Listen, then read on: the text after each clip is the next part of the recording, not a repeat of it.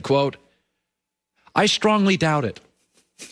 I love Lamar Jackson. I doubt it. Why do all of you struggle to embrace him? You keep defending every time I bring up Baker Mayfield in the same division. You keep telling me he's a star. Baker started 45 games. He's won half, 23. Lamar Jackson started 37. He's won 30. Lamar Jackson's passer rating is 102.6. Baker's is 89. Oh, yeah, Lamar's younger than Baker, has already won MVP, and is the fastest player at the position ever. One of them, you are just defending at every corner. He's a star. The other one, I can't pass. Well, it's interesting. Well, since I am literally a walking Google up here. In 2019, do you know who led the NFL in touchdown passes? Oh, it was not Patrick Mahomes. It was not Tom Brady. It's not Russell Wilson. It was Lamar Jackson with 36.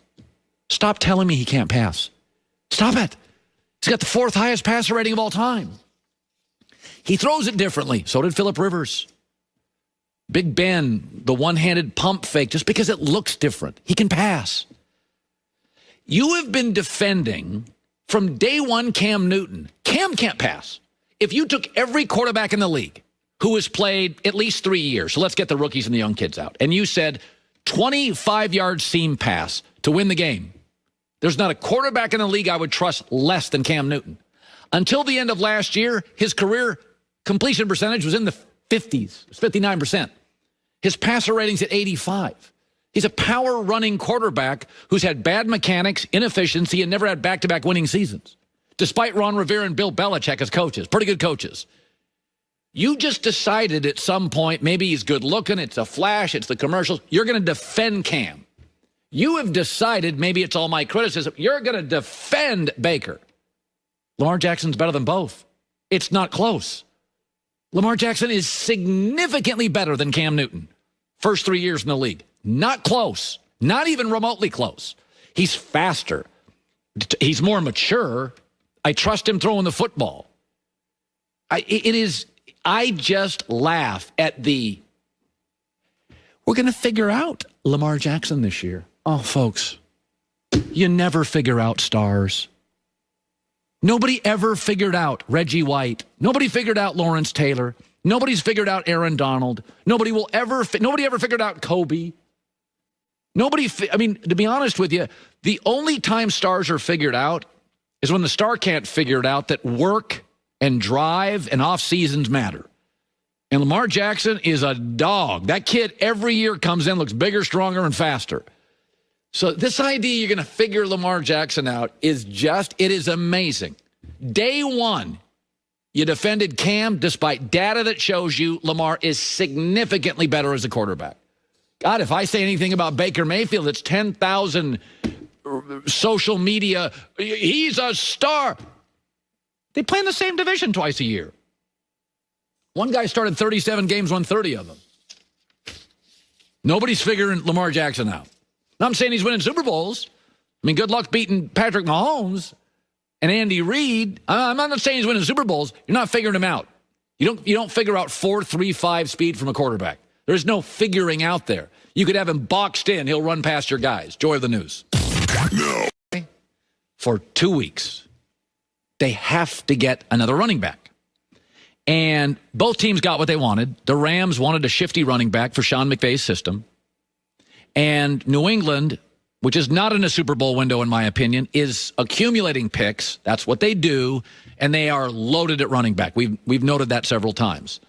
Fans get paralyzed. This is really funny. By who won the trade. Doesn't matter what sport it is. Who won the trade? Well, first of all, did you get what you wanted? New England's already got 3 running backs, one a rookie they like. They don't need a fourth. And they need to accumulate picks, cobble a bunch of them together, and try to eventually move up to get more playmakers, because that's what they don't have. The Rams need a running back now. And Sony Michel has fallen out of the rotation he did last year regularly. Can still play. Cam Akers is better, but there's not a huge gap between Sony Michel and Cam Akers. It really isn't. One's a B back, one's a B plus back. But it is interesting. People are always into, this morning I saw it. Patriots won the trade. Really? Because I'm going to guarantee you something out of this trade. Between Sean McVay, the Rams' offensive line, and the need for Sony Michel, he will be productive this year. How productive, I don't know.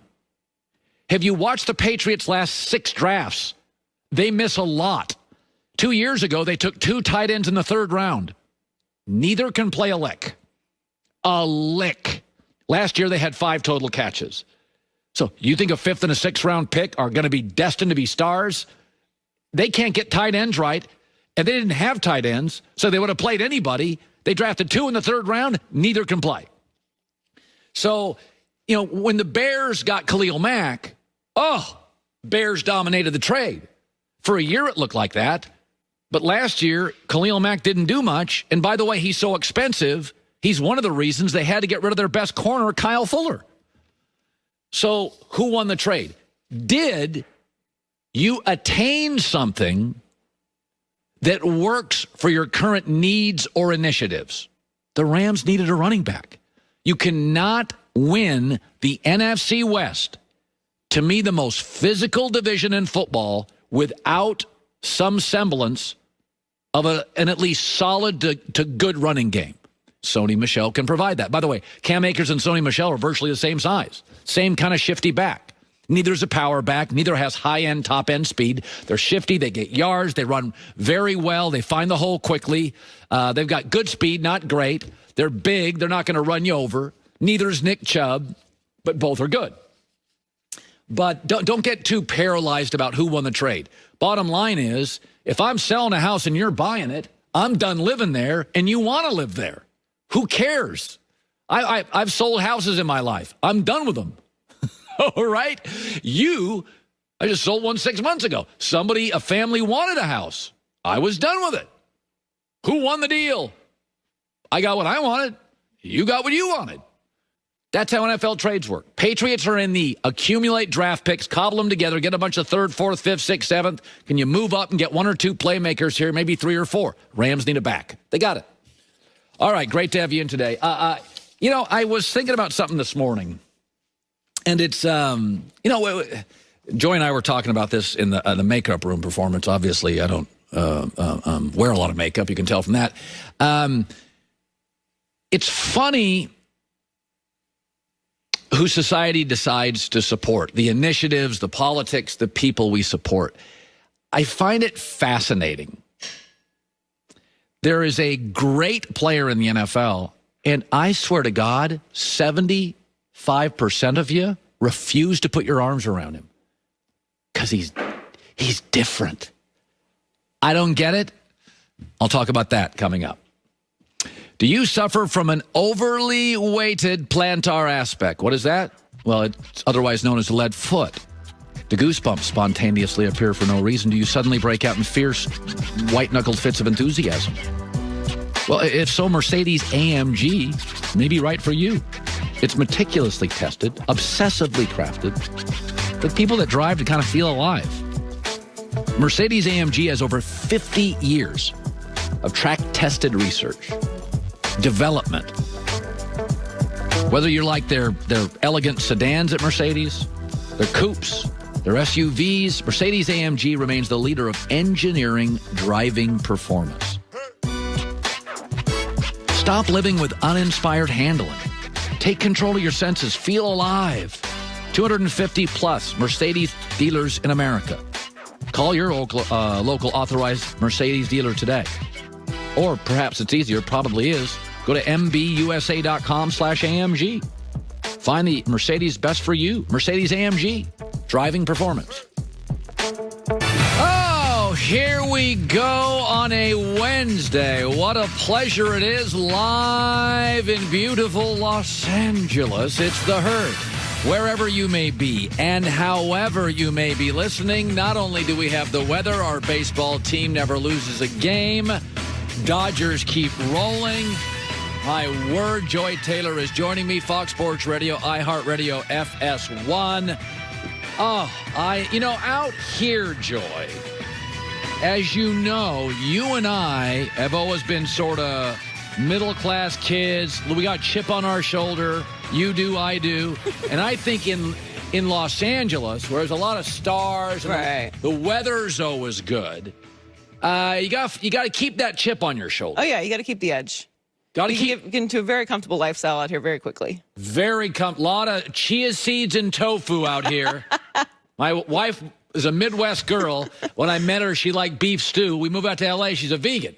And it happens very quickly. That's right. So I watched Hard Knocks last night, and they had a 3-minute drone shot going through the Cowboys facility.